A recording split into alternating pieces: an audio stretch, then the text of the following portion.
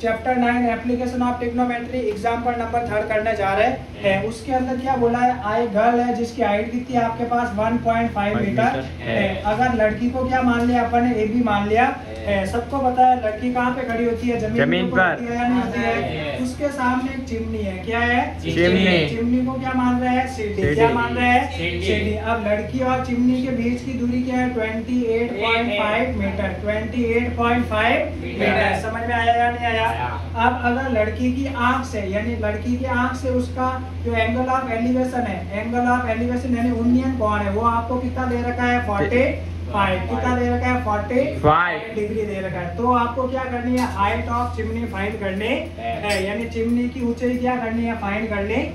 तो यहाँ पे देखो अपन लोग इस पॉइंट को क्या मान लेते हैं, ई मान लेते हैं। अब यहाँ पे ध्यान से सुनोगे, देखो ये 28.5 है, तो ये भी आपके पास 28.5 होगा या नहीं होगा, होगा। अब यहाँ पे ये 1.5 है, तो ये भी 1.5 होगा या नहीं होगा। तो आपको ये वाली डिस्टेंस फाइंड करनी है, जिसको h मान रहा हूँ, जिसको मैं क्या मान रहा हूँ, h मान रहा हूँ। तो जो चिमनी की टोटल हाइट है वो h प्लस 1.5 मीटर है या नहीं है।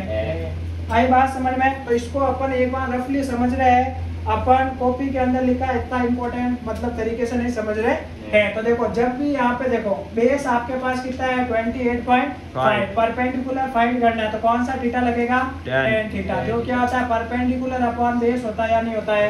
तो tan 45 की वैल्यू सबको पता है कितनी होती है, 1 होती है। कितनी होती है 1। तो 1 इक्वल h अपॉन 28.5। तो 28 इधर भाग में उधर गया तो गुणे में, तो 28.5 मीटर आया या नहीं आया।